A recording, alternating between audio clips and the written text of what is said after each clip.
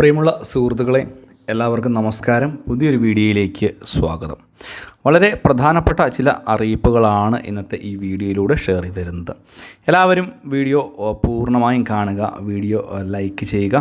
Channel ആദ്യമായിട്ട് കാണുന്ന സുഹൃത്തുക്കൾ തീർച്ചയായിട്ടും നമ്മുടെ ചാനലൊന്ന് സബ്സ്ക്രൈബ് ചെയ്യുക. ഫേസ്ബുക്ക് വഴി വീഡിയോ കാണുന്നവർ ഫേസ്ബുക്ക് പേജ് കൂടി ഒന്ന് ഫോളോ ചെയ്ത് വെക്കുക. നമ്മുടെ സംസ്ഥാനത്ത് റേഷൻ കാർഡുമായി ബന്ധപ്പെട്ടും അതുപോലെ തന്നെ ക്ഷേമ പെൻഷനുമായി ബന്ധപ്പെട്ടും കൂടാതെ തന്നെ കിസാൻ സമ്മാൻ നിധി ആനുകൂല്യങ്ങളുമൊക്കെയായി ബന്ധപ്പെട്ടും പല വിധത്തിലുള്ള സംശയങ്ങൾ നമ്മുടെ സംസ്ഥാനത്തുള്ള ആളുകൾ ചോദിക്കുന്നുണ്ട്. അപ്പോൾ തീർച്ചയായിട്ടും ഇതിൽ പലതിനും മറുപടി പറയേണ്ടത് നമ്മുടെ ആവശ്യകത തന്നെയാണ്. പ്രത്യേകിച്ച് അവരുടെ സംശയങ്ങൾ ദൂരീകരിച്ചു കൊടുക്കേണ്ടത് നമ്മുടെ ആവശ്യം തന്നെയാണ്. അതുകൊണ്ട് പല ആളുകളും ചോദിച്ചിരിക്കുന്ന ചില സംശയങ്ങൾക്കുള്ള മറുപടിയാണ് ഇന്നത്തെ വീഡിയോയിലൂടെ ഷെയർ ചെയ്ത് തരുന്നത്. പ്രത്യേകിച്ച് സംസ്ഥാനത്ത് ക്ഷേമ പെൻഷനൊക്കെ വാങ്ങിക്കുന്ന ആളുകളും അതുപോലെ തന്നെ റേഷൻ കാർഡൊക്കെയുള്ള ആളുകളും പ്രത്യേകം ശ്രദ്ധിക്കുക. കാരണം ഇതുമായി ബന്ധപ്പെട്ട് പല വിധത്തിലുള്ള സംശയങ്ങളാണ് പലവിധ ആളുകളും ചോദിക്കുന്നത്. അപ്പോൾ നമുക്ക് സംശയത്തിലേക്ക് പോകാം. പ്രധാനപ്പെട്ട ആദ്യത്തെ സംശയം എന്ന് പറയുന്നത്, പല ആളുകളും പറയുന്നു നമ്മുടെ ക്ഷേമ പെൻഷൻ തുക വിതരണം ചെയ്യുമ്പോൾ സംസ്ഥാന സർക്കാരിൻ്റെ വിഹിതം മാത്രമേ നമുക്ക് നാളിതുവരെയായിട്ടും ലഭിച്ചിട്ടുള്ളൂ, കേന്ദ്ര സർക്കാരിൻ്റെ വിഹിതം ഇതുവരെയായിട്ടും ലഭിച്ചിട്ടില്ല എന്നുള്ളൊരു കാര്യം. നമുക്കറിയാം, കൈകളിലേക്ക് വിതരണം ചെയ്യുന്ന ഒരു രീതി സംസ്ഥാന സർക്കാരിൻ്റെ ഭാഗത്തുണ്ട്.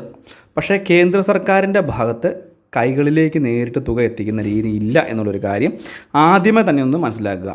അങ്ങനെ കൈകളിലേക്ക് തുക വാങ്ങുന്ന ആളുകൾക്കാണ് ഈ ഒരു തുക കേന്ദ്ര സർക്കാരിൻ്റെ വിഹിതം കിട്ടാത്തത്. തീർച്ചയായിട്ടും അതിൻ്റെ ബാങ്ക് അക്കൗണ്ട് എടുത്തേ പറ്റുകയുള്ളൂ എന്നുള്ളൊരു കാര്യം പൊതുജനങ്ങളൊന്നും മനസ്സിലാക്കുക. വളരെ പ്രധാനപ്പെട്ട അറിയിപ്പാണ്.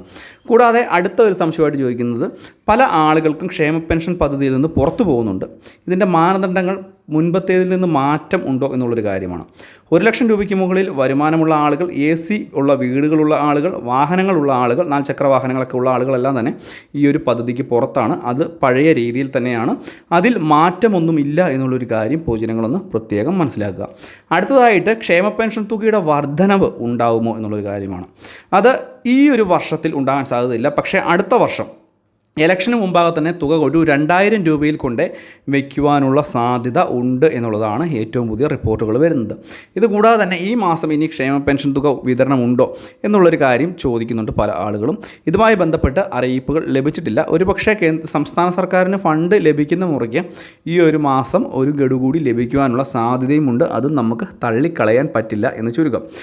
ഇത് കൂടാതെ തന്നെയാണ് റേഷൻ കാർഡുമായി ബന്ധപ്പെട്ട് ചില ആളുകൾ ചോദിച്ചിരിക്കുന്നത്, എങ്ങനെയാണ് നമുക്ക് നീല കാർഡിൽ നിന്ന് വെള്ള കാർഡിലേക്ക് മാറാൻ പറ്റുക, അല്ലെങ്കിൽ പിങ്ക് കാർഡിൽ നിന്ന് മറ്റ് മുൻഗണനേതര കാർഡിലേക്ക് മാറാൻ പറ്റുക എന്നുള്ള സംശയങ്ങളൊക്കെ ചോദിച്ചിട്ടുണ്ട്. അതിൽ നമുക്ക് താലൂക്ക് സപ്ലൈ ഓഫീസിൽ അപേക്ഷ വെച്ചുകൊണ്ട് അല്ലെങ്കിൽ റേഷൻ കാർഡ് വഴിയൊക്കെ ഇതിൻ്റെ കാര്യങ്ങൾ ചോദിച്ച് മനസ്സിലാക്കി റേഷൻ കാർഡ് സറണ്ടർ ചെയ്തുകൊണ്ട് താലൂക്ക് സപ്ലൈ ഓഫീസ് വഴിയൊക്കെ സറണ്ടർ ചെയ്തുകൊണ്ട് മുൻഗണനാ ലിസ്റ്റിൽ നിന്ന് മുൻഗണനേതര ലിസ്റ്റിലേക്ക് മാറുവാൻ സാധിക്കും. റേഷൻ കടകളിൽ ചെന്ന് പറഞ്ഞാൽ പോലും ഇതിനുമായി ബന്ധപ്പെട്ടുള്ള സൗകര്യം റേഷൻ കട നടത്തുന്ന ആളുകൾ നമുക്ക് ചെയ്തു തരുന്നതായിരിക്കും എന്നുള്ളൊരു കാര്യം പൊതുജനങ്ങളെന്ന് പ്രത്യേകം മനസ്സിലാക്കുക. ഇത് വളരെ പ്രധാനപ്പെട്ട ഒരറിയിപ്പാണ്. ഇതുകൂടാതെ തന്നെയാണ് പലവിധ ആളുകൾ മുൻഗണനേതര ലിസ്റ്റുകൾക്ക്, അതായത് മുൻഗണനേതര ലിസ്റ്റിലുള്ള ആളുകൾക്ക് പെൻഷൻ ഈ ഒരു റേഷൻ ആനുകൂല്യങ്ങൾ കുറവാണ് എന്നുള്ള കാര്യം.